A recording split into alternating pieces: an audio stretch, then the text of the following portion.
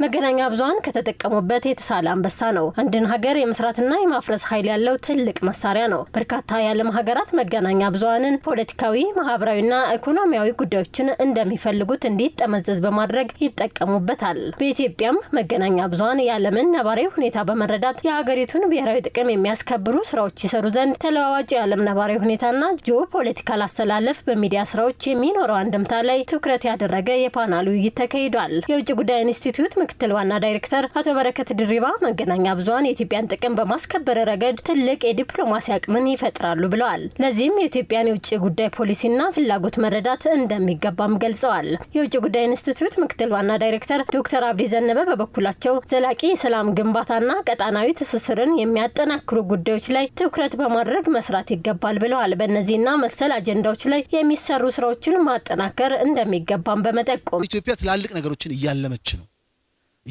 ነው መንገድ አስቀምጣለች። ህልሙ ምንድነው? መበልጸግ ነው። መልጸግ እንግዲህ ማአት አይነት ጊዜ ስለወሰዳችሁ ብዙ አይነት ኮምፖነንቶች አሉት እንደምታውቁት። ሉዓላዊነት አንድ ብቻ እንዳልሆነ መገንዘብ ነው።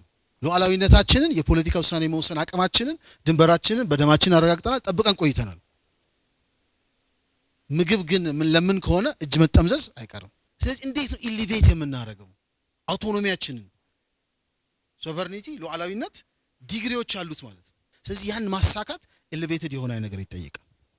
የሰላም ጥያቄን በተመሳሳይ መልኩ ማለት ነው ላስቲንግ ኮምፕሬሄንሲቭ ፒስ ማምጣት ከዛ ጋር ይያዛል። እንደዚሁም ደግሞ ተምሳሌት የሆነ የታሪካዊ ኃላፊነታችን መጫወት አለብን ማለት ነው። የኢትዮጵያን ብሔራዊ ጥቅም ለማስጠበቅ ዓለም አቀፋዊ ሁኔታዎችን ከማወቅ ባለፈ የተሳሳቱ መረጃዎችን መዋጋትና በጥናት ላይ የተመሰረቱ ዘገባዎችን ማቅረብ ያስፈልጋል ያሉት ደግሞ የውጭ ጉዳይ ኢንስቲትዩት ተመራማሪ ዶክተር ተስፋዬ በዛብህ ናቸው። ቀጠናው ላይ ያሉ በተለይ ምስራቅ አፍሪካ እና አፍሪካ ቀንድ ያሉ የፖለቲካል ሲቹዌሽኖችን በደንብ ታይተው ኢትዮጵያ ፕሮአክቲቭ በሆነ መልኩ እንዴት ራሷን ማዘጋጀት እንዳለበት ሚዲያውም ሮል መውሰድ አለበት።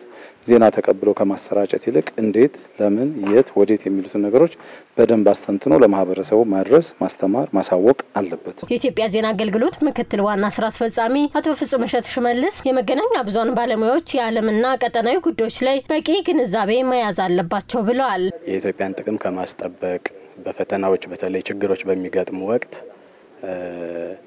የኢትዮጵያን እውነታዎች ለዓለም ለማስረዳት የሄዱባቸውን ርቀቶች መለስ ብሎ ማየት ይቻላል። በጣም ፍሬ ያፈሩ ብዙ በመልካምነት የሚጠቀሱ መሆናቸውን በልበ ሙሉነት መናገር ይቻላል። እንዲያም ሆኖ ግን ኢትዮጵያ ካላት ፍላጎት ኢትዮጵያ ካላት መሻት አኳያ ግን ሁሉ ነገር በቂ ነው ማለት አይቻልም። ይሄ ደግሞ የሚመጣው ጉድለቶችም የሚስተዋሉት ከአረዳድ ጋር በተገናኘ ነው። ስለዚህ አቅም መገንባት ሁሉ ጊዜ አቅም እያደገ በሄደ ቁጥር በትክክልም የሀገር ፍላጎት የሀገር ብሔራዊ ጥቅም ምን እንደሆነ ጋዜጠኛው እያወቀ በሄደ ቁጥር የበለጠ የሚጨምረው አቅም ከፍ እያለ ስለሚሄድ ብሔራዊ ጥቅምን ብሔራዊ አረዳድን በአግባቡ ማስረጽ በሀገር ውስጥም ለዓለም አቀፍ ማህበረሰብም በማስረጽ ረገድ የሚያመጣው ውጤት ከፍ ያለ ስለሆነ ስልጠናዎች በተከታታይ ያስፈልጋል። ኢትዮጵያ በቀጠናውና በዓለም ላይ ያላትን ፍላጎት መገናኛ ብዙሃን በደንብ ልንረዳ ይገባል ያሉት የውይይቱ ተሳታፊ የመገናኛ ብዙሃን ባለሙያዎች ይህንን በምሁራን እይታ በጥልቀት በማስተንተን ፍላጎቷን ለማሳካት መስራት ይገባል ብለዋል። በተለይ ደግሞ በዚህ በአፍሪካ ቀንድ ቀጠናዊ የፖለቲካ ግለትንም በምን አይነት መልኩ ተረድተን ማራመድ እንደሚገባን ያወቅንበት ያየንበት ጉዳይ ነው። ከዛ ባሻገር እንግዲህ ሚዲያ እንደ ሚዲያ መረጃ አቀባይ አስተማሪና አዝናኝ ብቻ መሆን እንደሌለበትና በተጨማሪም ለብሔራዊ ጥቅም ለሀገራዊ ጥቅም መልካም ገጽታ መገንባት እንደሚገባው ጭምር ተካቶ የቀረበበት መድረክ ነውና ከዚህ ትልቅ ግብዓት ያገኘንበት ነው ብዬ ነው። የአፍሪካ ቀንድ እንደምታውቁ ደግሞ 17 እና ከዛ በላይ ሀገራት 1000 ኪሎ ሜትሮችን አቆራርጠው ጦር ኃይል ወይም ደግሞ መንደር የገነቡበት አካባቢ ነው። እዚህ ላይ ኢትዮጵያ ምን አይነት ብሔራዊ ጥቅም ነው ያላት፣ ምን አይነት ስጋቶችስ ደግሞ አሉባት የሚለውን በደንብ ማሰብ ያስፈልጋል።